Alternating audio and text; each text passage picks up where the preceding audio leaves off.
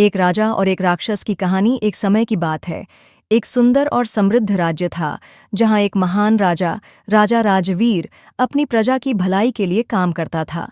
राजदरबार में हर किसी को अपने राजा पर पूरा भरोसा था।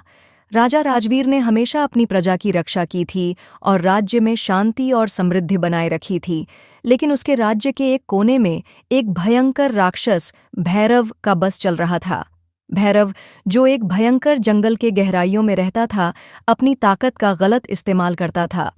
उसने जंगल के अंदर अपना एक दुर्ग बना रखा था और वहां से वह राज्य के छोटे छोटे गांवों को डर और भय का शिकार बनाता था। उसकी ताकत और दुष्ट मानसिकता ने राज्य के लोगों की जिंदगी को मुश्किल बना दिया था। वह हर किसी को अपने कब्जे में करने की कोशिश करता और इसलिए लोग उससे डर कर जीते थे। राजा राजवीर ने कई बार भैरव को समझाने की कोशिश की थी, लेकिन भैरव अपनी घृणा और दुष्टता से कभी नहीं समझा।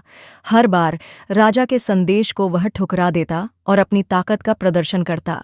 ऐसे में राजा ने फैसला किया कि अब भैरव को सबक सिखाना होगा। राजा राजवीर ने अपने सबसे बहादुर सैनिकों को भैरव के जंगल तक भेजा, लेकिन वहां उन्हें भयंकर प्रतिक्रिया का सामना करना पड़ा। उन्होंने अपनी जान की रक्षा करते हुए वापस लौटकर राजा को बताया कि भैरव से लड़ना आसान नहीं है। राजा राजवीर ने समझा कि यह समस्या सिर्फ सैनिकों से नहीं सुलझाई जा सकती, इसलिए उसने खुद भैरव से सामना करने का फैसला किया।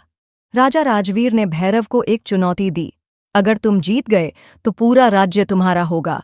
अगर मैं जीत गया तो तुम्हें अपने बुरे रास्ते को छोड़ना होगा। भैरव ने इस चुनौती को तुरंत स्वीकार किया, क्योंकि उसे अपनी जीत पर पूरा भरोसा था। यह युद्ध भयंकर था। जंगल से लेकर राज दरबार तक दोनों तरफ से अपनी पूरी ताकत दिखाई गई। भैरव ने अपनी राक्षसी ताकत से राजा को हराने की पूरी कोशिश की, लेकिन राजा राजवीर अपनी समझ और धैर्य से हर कदम सोच समझकर उठाता रहा। वह जानता था कि यह लड़ाई सिर्फ ताकत का नहीं, बल्कि मानसिकता का भी खेल है। आखिरकार राजा राजवीर ने भैरव को हराया, लेकिन उसने भैरव को मारने का फैसला नहीं किया।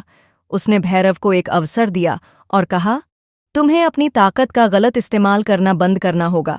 तुम अपनी ताकत का उपयोग लोगों की सेवा और उनकी मदद के लिए करो। भैरव ने यह बात समझी और अपने बुरे रास्ते को छोड़ दिया।